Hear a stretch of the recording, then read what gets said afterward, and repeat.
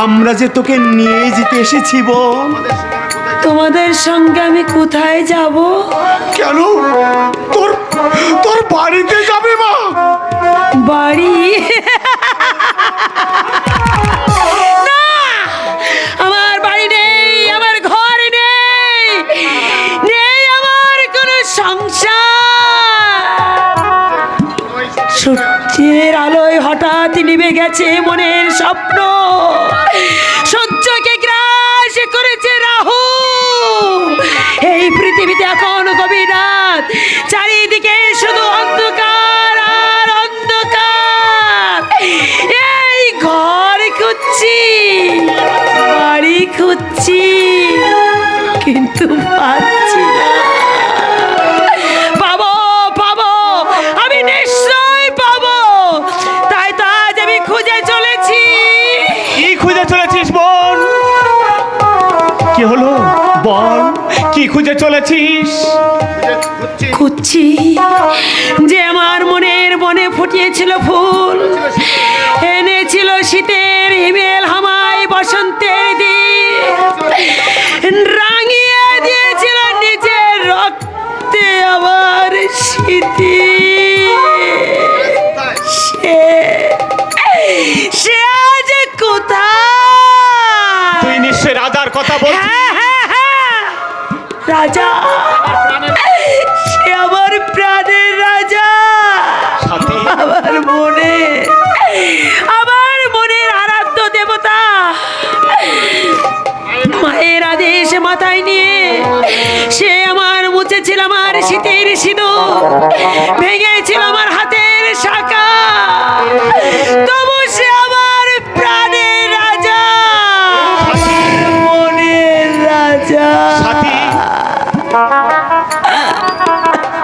সাথী, দাদা ভাই, দাদা ভাই, তুমি কি?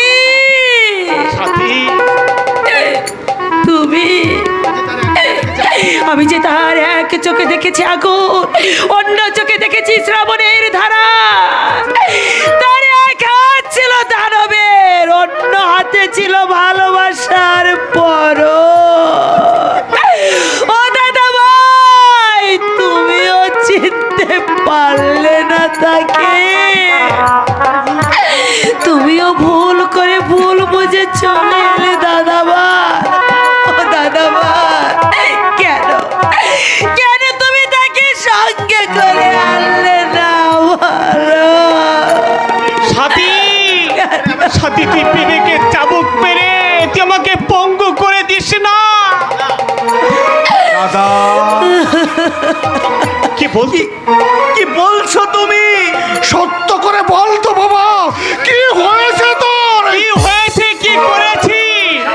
এসব প্রশ্ন না করে আমায় শুধু আমার ভুলের প্রায়শ্চিত্ত করতে দি।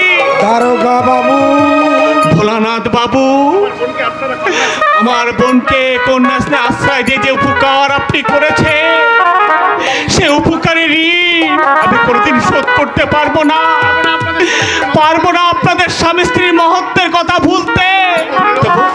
তবু অনুরোধ করছি, ওকে হাসপাতালে নিয়ে যাওয়ার জন্য গাড়িতে তুলতে ওকে সাহায্য করুন।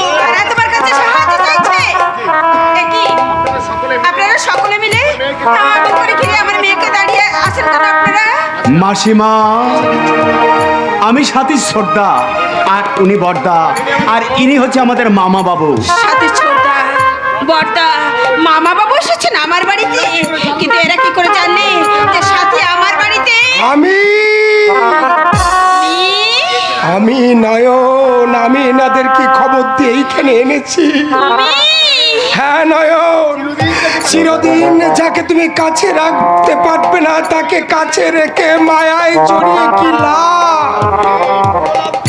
না, লাভ নেই, কোনো লাভ নেই, লোকসান, শুধুই লোকসান। না রে মা, না, লাভ লোকসানের হিসেবে কষে আমার ঘর আমি শূন্য হতে দেব না রে, দেব না আমার ভালোবাসার ফুলকে আমার বুক থেকে ছিনিয়ে নিয়ে যেতে।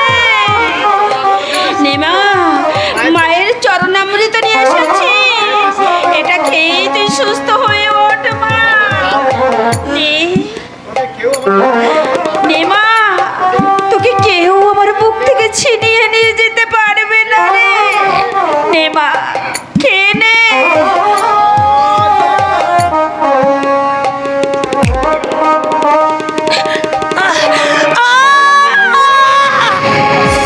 চলে গেল, পড়ে গেল, জ্বলছে, দাও দাও করে জ্বলছে। বাঁচাও, আমাকে বাঁচাও, আমাকে বাঁচা। যা, ওই যা, সুন্দর সোনালি চাঁদ ডুবে গেল, বাতাসের প্রবাহ থেমে গেল, সন্ধ্যা প্রদীপ নিভে গেল, হারিয়ে গেল পাখির বাবা স্বরাজ, মামা আমি ভালো বুঝছি না, আর অপেক্ষা না করে ওকে নিয়ে চল বাবা, ওকে নিয়ে চল। না না, ওকে আপনারা নিয়ে যাবেন না। ওকে আমার মুখ থেকে আপনারা নিয়ে যাবেন না। কেন বাধা দিচ্ছ নয়ন? ওরা ওরা তো একেবারে জন্য সাথে নিয়ে যাচ্ছে না, দুদিন পরে ডাক্তার দেখিয়ে ভালো করে আবার তোমার কাছে রেখে যাবে নয়ন। যাবি না গো, যাই না। মায়ের বুক থেকে একবার সন্তান চলে গেলে সে আর ফিরে আসে না। দিন যায়, ব্যবধান বাড়ে, অবশেষে ভুলে যায়, আর ফিরে আসে না। মাসিমা, আপনার কষ্ট আমি বুঝতে পারছি, কিন্তু কোনো উপায় নেই। অজ্ঞের যে ভুল আমি করেছি, সবখানে সে ভুল আমি করতে পারি না, কিন্তু আপনি আশীর্বাদ করুন, সাথী যেন সুস্থ তাড়াতাড়ি বাড়ি ফেরে।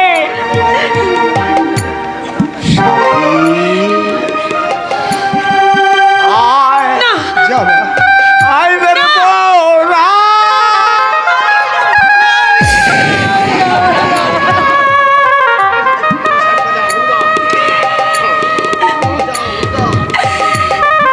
শাক বাজাও, বলো দাও, আজ আমি শ্বশুর বাড়ি যাব।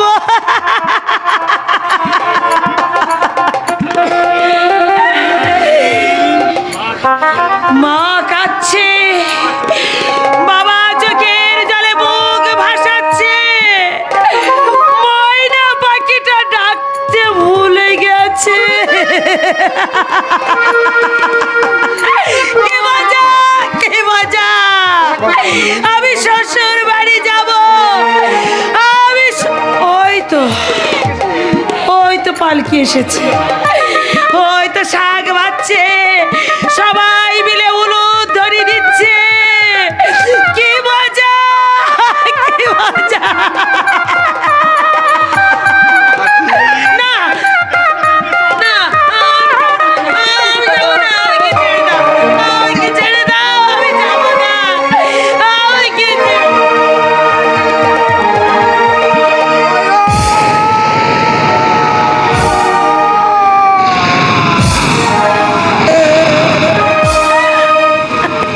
পারলে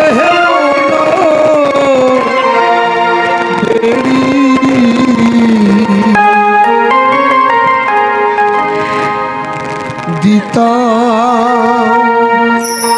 পাখির পা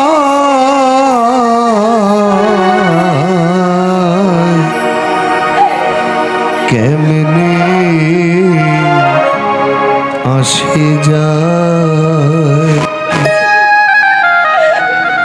খাঁচার ভিতর অচিন পাখি কেমনে আসে যায়।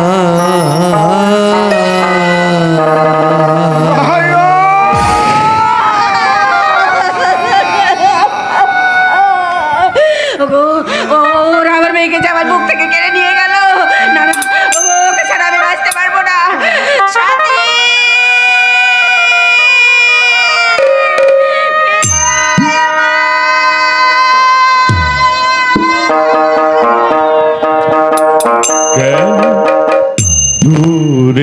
থাকো, শুধু আড়াল রাখো। কে তুমি, কে তুমি আমার ডাকো, কেন দূরে থাকো, শুধু আড়াল রাখো।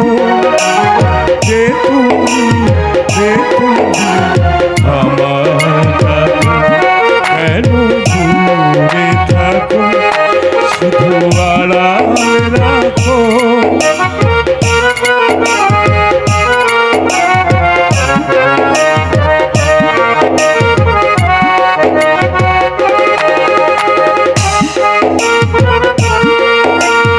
মনে হয় তবু বারে বারে এই বুঝি এলে মোর দ্বারে।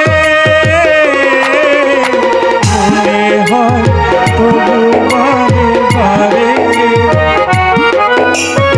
এই বুঝি এলে মোর দ্বারে।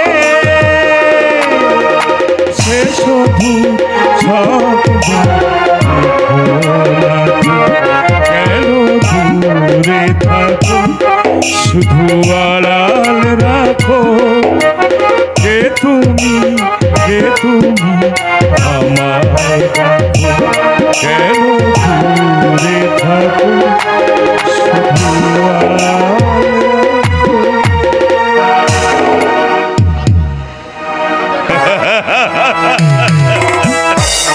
সাথী সাথী এখন রাঁচির পাগলা গারদে ভর্তি। দেবকী ঘুমিয়ে পড়েছে একেবারে চিরনিদ্রায়। স্বপ্নাকে যে স্বপ্ন দেখাবো সেখানেও সালা বাধা হতে পারে। ওই রাজা, না না না না, এই হারামজাদাকে তোর বাঁচিয়ে রাখা চলবে না। আজকালের মতো রিলিজ পেয়ে যাবে, আর রিলিজে পাওয়ার আগে ওকে আমি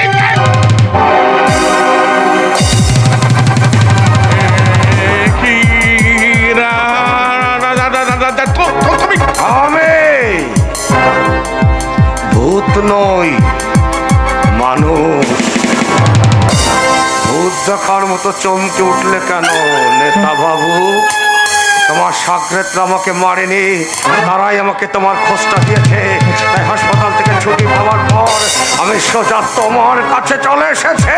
রাজা, আমি রাজা, রাজা মস্তান। আমার রাজত্ব, আমি রাজা ছিলাম। সেখানে সুখ ছিল, শান্তি ছিল, ভালোবাসা ছিল। আমার সেই সুখের ঘরে দুঃখের আগুন জ্বালিয়েছ তুমি। রাজা, তুমি আমার মাফ করো রাজা। রাজা, তুমি আমার ক্ষমা করো। বিশ্বাস করো, আমি তোমার পথে আর কাটা হয়ে দাঁড়াবো না। আমি চিরদিনের মতো এই এলাকা ছেড়ে চলে যাব, রাজনীতি আর করবো না। রাজা, বিশ্বাস করো, তুমি আমার ক্ষমা করো রাজা। ক্ষমা? আচ্ছা বেশ, যাবো। পালা সেম সিংহ, পালা।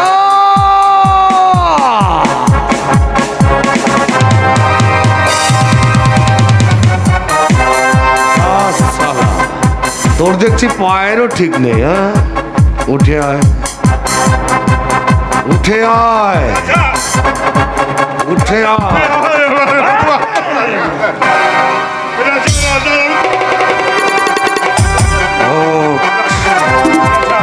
রাজার রাজার জীবনটাকে তুই শেষ করে দিয়েছিস রাসেম সিংহ। দেবকীকে তুই জন্মের মতো শেষ করে দিয়েছিস। তার গর্ভের সন্তানকে তুই পৃথিবীর আলো দেখতে দিস নে। বহু অপরাধে অপরাধী তুই, তাই তোকে যখন হাতের মুঠোয় পেয়েছি, তোর ক্ষমা নেই। তোর একমাত্র শাস্তি মৃত্যু। বলেছিলি না শেষ দেখা হবে? শেষ দেখা, শেষ।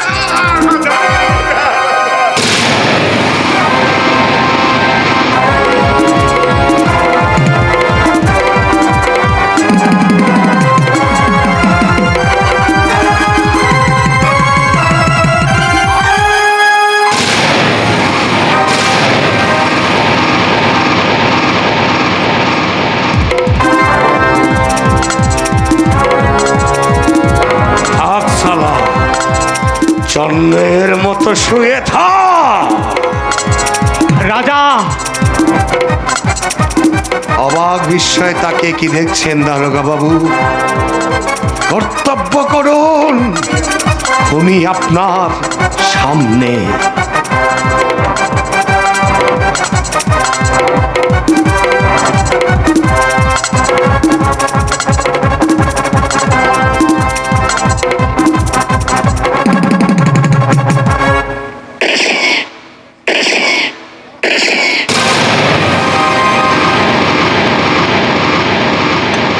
আপনি কি করলেন দারোগা বাবু?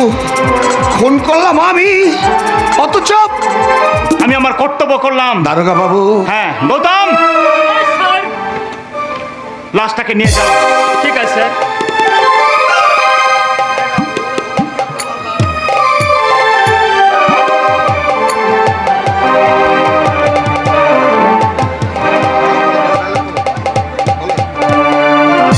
দারোগা বাবু, তুমি যাও, হাসপাতাল থেকে ছাড়া পেয়েছো, বাড়ি যাও। পুলিশের সঙ্গে লড়াই করতে গিয়ে পুলিশের গুলিতে মারা গেছে অসীম সিংহ। তোমার কোনো কথা শুনতে আমি রাজি নই। দারোগা বাবু,